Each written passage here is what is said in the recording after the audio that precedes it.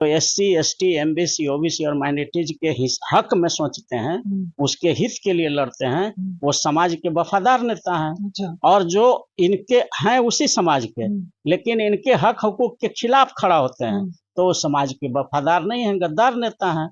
और जो समाज के हक में लड़ते हैं वो समाज के वफादार नेता हैं। हर युग में गद्दार रहते हैं। अंग्रेज के जमाना में भी मिर्जाफर, जयचंद, बहुत सारे लोग होते थे जो जाकर के अंग्रेजी को साथ देते थे। कनफुकवा जिसको गांव में बोलते हैं, जाके अंग्रेज का खबरी लाल खबर पहुंचाते हैं। तो उस समाज में हम लोग गद्दार नेताओं का लिस्ट जारी कर देंगे। अच्छा। और वफादार नेताओं का लिस्ट जारी कर देंगे। अपने आप जनता समझ जाएगी कि कौन हमारे समाज का हितैषी है और कौन हमारे समाज का दुश्मन है। अगर हमारे समाज में भी पैदा हुआ है और हमारे समाज के हित के खिलाफ काम कर रहा है तो वो समाज का गद्दार ही है।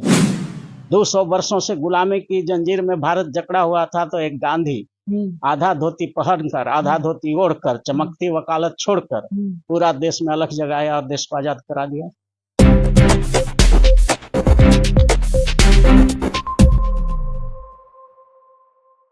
सर, थोड़ा सा आप इस पर आरक्षण की बात की है तो एक मेरा सवाल आया कि SC ST से चिराग भी आते हैं और मांझी जी भी आते हैं, लेकिन फिर भी मांझी जी बीजेपी का साथ दे रहा है, लेकिन चिराग जी अलग होने के प्रयास कर रहे हैं। दोनों में मतभेद हो रहा, मिलने की प्रयास नहीं है। इस पर क्या थोड़ा बोलना चाह रहे हैं? देखिए अंग्रेज के जमाना में भी ऐसा होता था।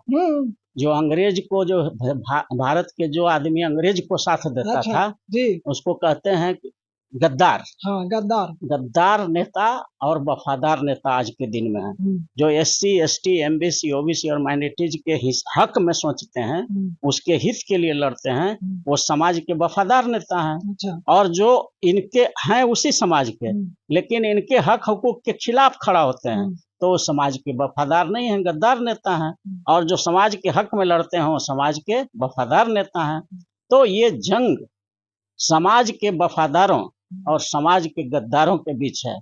तो कुछ हर युग में गद्दार रहते हैं। अंग्रेज के जमाना में भी मिर्जाफर, जयचंद, बहुत सारे लोग होते थे जो जाकर के अंग्रेजी को साथ देते थे। कनफुकवा जिसको गांव में बोलते हैं, जाके अंग्रेज का खबरी लाल खबर पहुंचाते हैं। तो उसी तरह के कैटेगरी में यहाँ भी कुछ नेता हैं जो बीजेपी, RSS और इन लोगों के पक्ष में कान फूकते रहते हैं SC, ST, OBC माइनॉरिटी का, लेकिन वो गुलाम है किनका?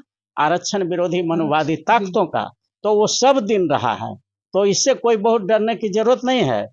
समाज में हम लोग गद्दार नेताओं का लिस्ट जारी कर देंगे। अच्छा। और वफादार नेताओं का लिस्ट जारी कर देंगे। अपने आप जनता समझ जाएगी कि कौन हमारे समाज का हितैषी है और कौन हमारे समाज का दुश्मन है। अगर हमारे समाज में भी पैदा हुआ है और हमारे समाज के हित के खिलाफ काम कर रहा है तो वो समाज का गद्दार ही है। इसलिए हम ऐसे गद्दारों का और वफादारों का लिस्ट हम लोग समय पर जारी करेंगे और बिहार में दूध का दूध और पानी का पानी हो जाएगा। एक एक जनता को बता देंगे कि समाज के गद्दार कौन है और समाज के वफादार कौन है। लिस्ट जारी होगा, चुनाव के बहुत पहले जारी होगा, जन जन तक पहुंचा दिया जाएगा। आप लोग पूरा सहयोग करिएगा? पूरा हम लोग पूरे देश को गाइड करेंगे। पूरे देश को वकीलों ने ही संभाला है। 200 वर्षों से गुलामी की जंजीर में भारत जकड़ा हुआ था, तो एक गांधी आधा धोती पहनकर, आधा धोती ओढ़कर, चमकती वकालत छोड़कर पूरा देश में अलख जगाया और देश को आजाद करा दिया। जब देश आजाद हो गया तो भारत में 532 जमींदार था, छोटा छोटा रियासत में बटा हुआ था। तो उसको सरदार वल्लभ भाई पटेल ने, पूरा लौह पुरुष सरदार वल्लभ भाई पटेल ने, वो भी एडवोकेट थे, और पूरे देश को एक कर दिया। और जब देश आजाद हो गया, 532 रियासत एक हो गया, तो संविधान लिखने का समय आया। तो फिर आपने देखा कि डॉक्टर भीमराव अंबेडकर ने भारत का संविधान लिखा, वो भी एडवोकेट थे। पहला प्रधानमंत्री बने जवाहरलाल, वो भी एडवोकेट थे। पहला राष्ट्रपति बने, पहला राष्ट्रपति डॉक्टर राजेंद्र प्रसाद, वो भी एडवोकेट थे। तो सब के सब वकील ही देश को चलाया है। और आज एक वकील जब चाह लेगा तो पूरे देश में क्रांति आ जाएगा, और वो आने वाला है।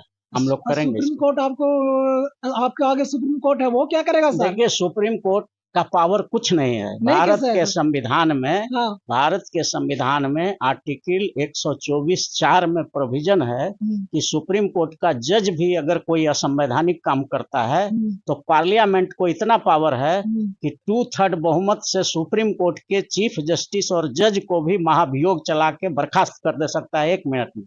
इतना पावर है पार्लियामेंट को। लोकतंत्र में जनता का राज होता है और जनता का राज पार्लियामेंट में है, चुना हुआ प्रतिनिधि है। तो पार्लियामेंट का सुपरमेसी है भारत के संविधान में, और इसीलिए पावर दिया गया है संविधान के आर्टिकल 124(4) में कि कोई न्यायाधीश भी सुप्रीम कोर्ट का असंवैधानिक काम करेगा, गलत काम करेगा तो महाभियोग चला करके पार्लियामेंट उसको बर्खास्त कर सकती है। पार्लियामेंट में 124+4 तो सवर्ण है, कितना है, 120 गो है, हम लोग 400 425 है।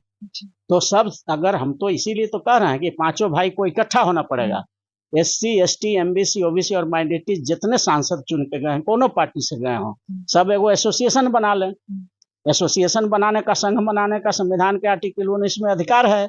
जब कुली का बन सकता है, वकील का संगठन बन सकता है, और TT का बन सकता है, सारा संगठन रेलवे कर्मचारी का बन सकता है, बैंक एम्प्लॉय का, MP लोग का नहीं बन सकता है। ये लोग क्यों नहीं बनाता है, जानता नहीं है। अच्छा। SC ST MBC OBC और माइनॉरिटी समाज के जो 400 MP है, अगर ये सब संघ बना ले, वो कोई पार्टी से जीत क्या भाई, हम रहेंगे SC ST OBC minority MPs association का मेंबर है, तो एक हो जाएगा तो अपने आप जज को भी बर्खास्त करने का पावर आ जाएगा। संगठन बनाने की बात कर रहे हैं तो बड़े बड़े बिल्डिंग कैसे लगवाएगा सर?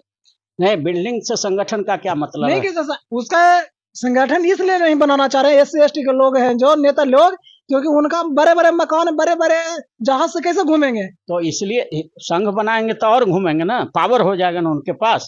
जब सुप्रीम कोर्ट, हाई कोर्ट के जज को भी बर्खास्त करने का यूनियन में पावर हो जाएगा, तो फिर उनके खिलाफ कोई काम नहीं ना होगा। अच्छा। तो लेकिन वो लोग उल्टा है, समझ में नहीं करता है। हम समझा रहे हैं, 20 साल से बोल रहे हैं कि तुम लोग SC ST OBC minority MP association बना लो, तुमसे पूरा सुप्रीम कोर्ट भी डरेगा, हाई कोर्ट भी डरेगा। तुम लोग एक साथ रहोगे, 400 सांसद तक किसी भी सुप्रीम कोर्ट के जज को जो है महाभियोग चला करके बर्खास्त कर सकते हो। तो एक पावर हो जाएगा तो और बचोगे ना। अभी तो तुम चल जा सकते हो, छोटा सा केस में केजरीवाल को जेल में डाल दिया, उधर देख रहे हैं हेमंत सोरेन को डाल दिया, लालू यादव को 4-5 साल सजा दिया, शहाबुद्दीन को उधर मार दिया, जेल में मार दिया, अतीक अहमद को गोली मार दिया। पूरे देश में देख ही रहे कि एकदम जो है एनार्की फैला हुआ है, कानून का राज है ये नहीं है। जबकि यहाँ पर कानून का राज है, किसी व्यक्ति का राज नहीं है। तो कानून का राज स्थापित करने के लिए देश की जनता को खड़ा होना पड़ेगा, और खास करके जिस पर कानून का हथौड़ा चल रहा है, SC ST MBC OBC और माइनॉरिटी समाज, ये पांचों का सांसदों को भी यूनाइट होना पड़ेगा, और इन पांचों समाज की जनता को भी यूनाइट होना होगा, तब जाके काम बनेगा।